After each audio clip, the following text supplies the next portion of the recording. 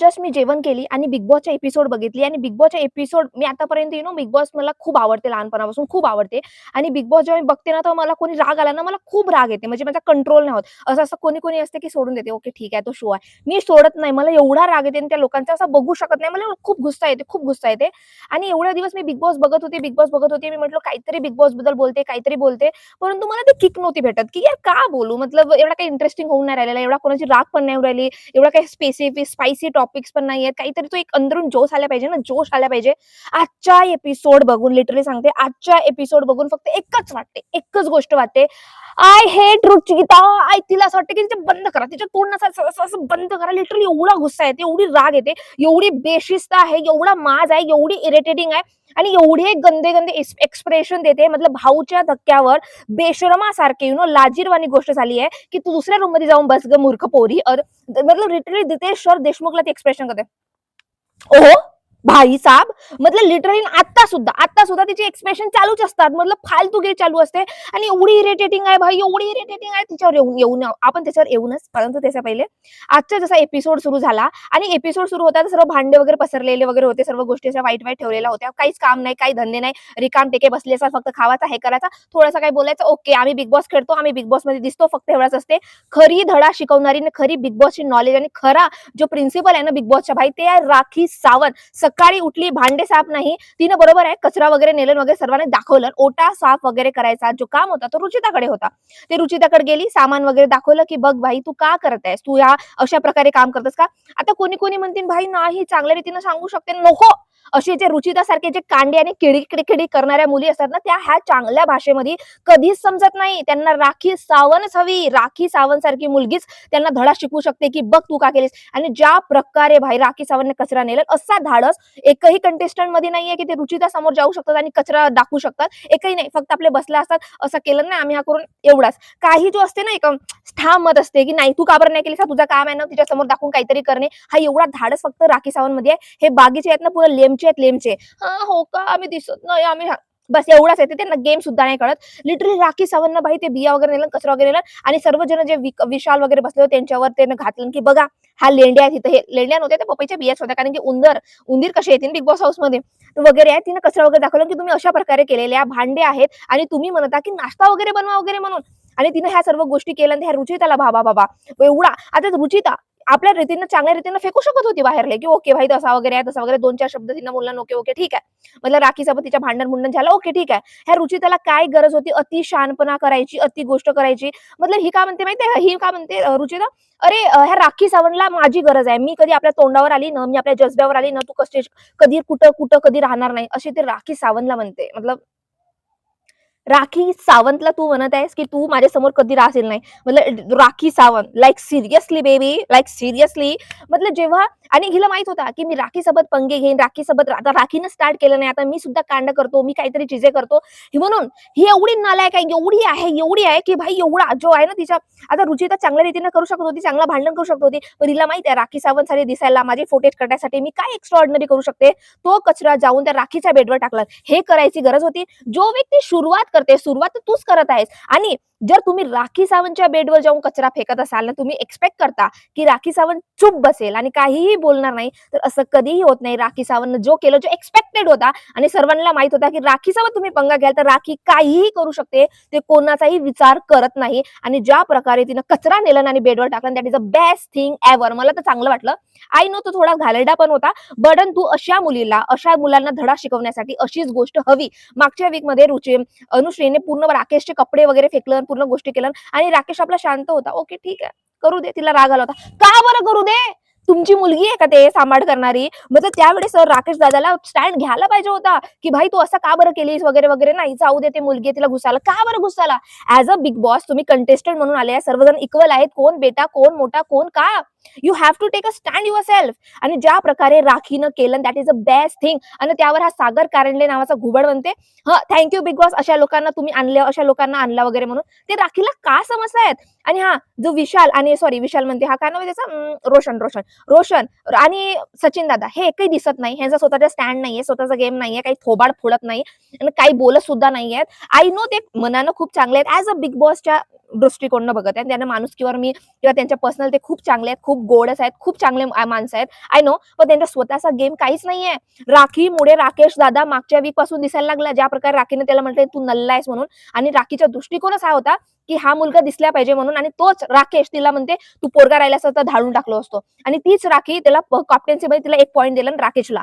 तीच राखी आणि हा राखीला तोंड वगैरे म्हणते आणि या या एपिसोडमध्ये सुद्धा आजच्या एपिसोडमध्ये भाई तिच्यावरच हिच्यासारख्या पोरीला आम्ही तोंड लावतो का? छी, छी, छी असे वगैरे करतात. हे सचिन आणि हे रोशन हे फक्त राखीमुळे दिसतात. कारण की राखी यांना काही ना काही बोलत असते, काही ना काही टोचत असते. त्यामुळे आज सचिन दादा काहीतरी दिसला, काहीतरी बोलला, काहीतरी मत टाकलं आणि तिनं काहीतरी केलं आणि हे नाही का दोघांमध्ये म्हणजे एक गोष्ट नोटीस करत आहो मी. एक गोष्ट अशी नोटीस करत आहो, की हे जे दोघं आहेत रोशन आणि हा सचिन दादा ह्यांना असं वाटतं, की राखी बहुत घाणेरडी आहे. मतलब राखी मतलब छी! हे मुलीच्या नावाने धब्बा आहे. मतलब छी किती घाणेरडी आहे. अशा रीतीने एक नाही का एक वाइब येते. एक असं वाटतं, की हे तिला बहुत ॲज अ कंटेस्टंट एक माणुसकी म्हणून चांगल्यानं बघत नाही. मतलब असं असते, की छी यार! हे असे काही ना काही कांडे करता येते. हे आपल्या लायकीची नाही वगैरे आहे. असे वगैरे असते ह्यांचा आणि तन्वी जेव्हा तिनं रुचितानं वगैरे तो कचरा फेकला ना राखीच्या बेडवर वगैरे आणि हे तन्वीचा काय होता? काय लेणं-देणं भाई तुझा? भाई अति ज्ञान शिकवायला तू राखी सावंतला ज्ञान शिकवणार आहेस का? की राखी सावंतनं कसं वागवायचं, कसं नाही, तिला काय करायचं? ती राखी सावंतनं 15-16 सीझन केलेलं आहे. तिला माहिती आहे कसं करायचं, कोणत्या कंटेस्टंट कसा डील करायचा, आपला मुद्दा कसा ठेवायचा, स्टँड कसा घ्यायचा.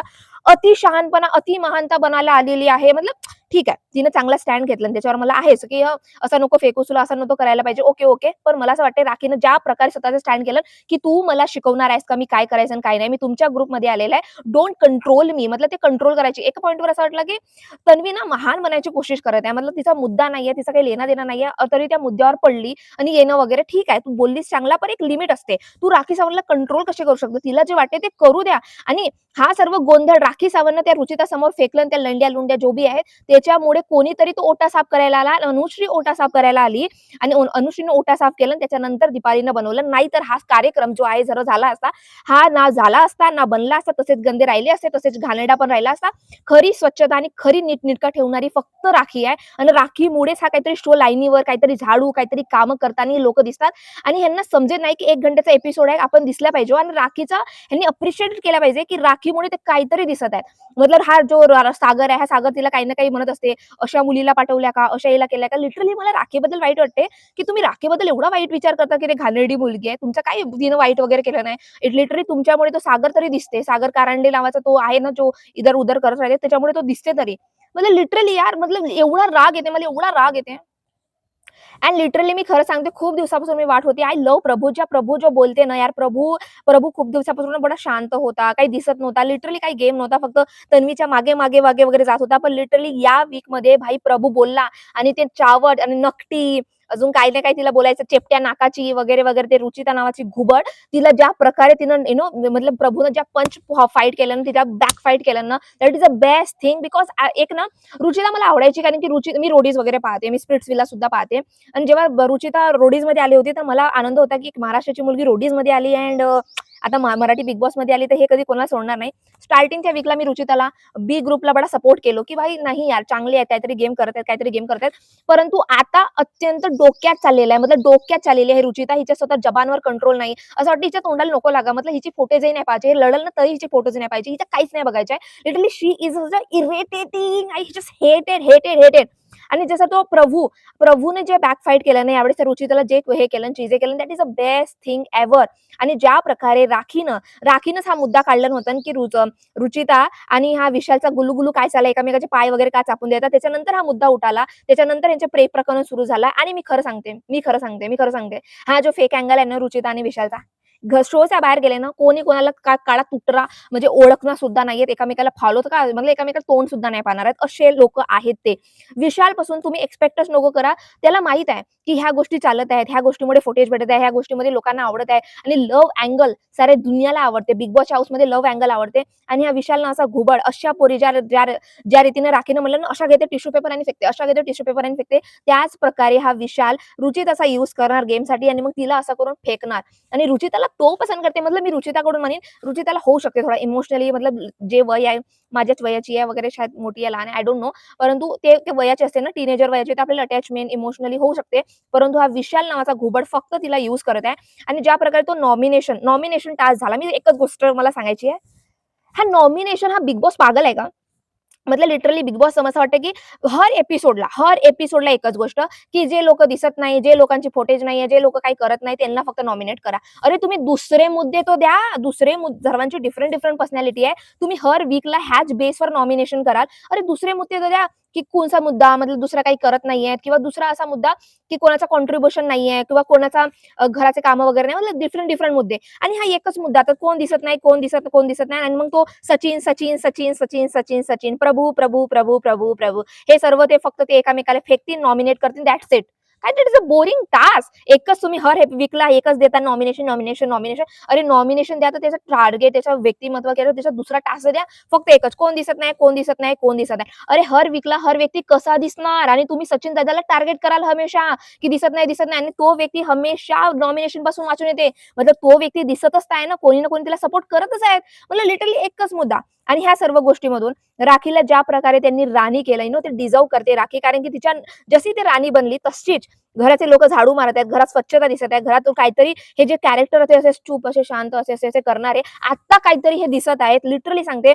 आणि दीपाली आणि रुचिताचा जो झगडा होते, दीपाली मला एक पॉइंट मी सांगतो, लिटरली मला चांगलं वाटतंय. कारण की दीपाली मोठी आहे आणि तिला समजते, की ती रुचिताला समजायला सुद्धा गेली होती, की तू असे एक्सप्रेशन वगैरे नको देऊस, चांगल्या रीतीने वगैरे बोलायला लागली. पण हे रुचिता ना, लिटरली रुचिता राईट पण असेल ना, एवढी कट करते ना, तर त्याच्यामुळे दीपाली तरी चांगली वाटते. कारण की आपल्या तू तू तू तू राईट आहेस. परंतु एवढी कच करत आहेस, त्याच्यामुळे जो हा व्यक्ती चुकन पण असेल ना, तरी हा व्यक्ती चांगला वाटते आणि हा व्यक्ती वाईट वाटते. तसंच रुचिताची हालत आहे. रुचिता चांगली पण असेल ना, तिचे चांगले पॉइंट पण असेल, तरी पण हे कट करते. असं हे वाईटच दिसत आहे. आणि लिटरली दीपाली मला आता चांगली वाटायला लागली आहे. कारण की दीपाली फाईट बॅक करत आहे. दीपाली चांगले मुद्दे ठेवत आहे. चांगला फालतूगिरी नाही करत आहे. हे रुचिता टी करत आहे. लिटरली आजचा एपिसोड असा होता. राखीमुळे हे सर्व जे घुबड आहे, जे दिसत नव्हते, ते दिसायला सुरुवात लागली आहे आणि राखीलाच नावं-बोटं ठेवत आहेत. अशी हे केलीस, तो केलीस. तुम्हाला ह्याच्याबद्दल काय मुद्दा वाटते? काय तुमचे पॉइंट ऑफ व्ह्यू आहेत? मला नक्की कळवा. Thank you so much.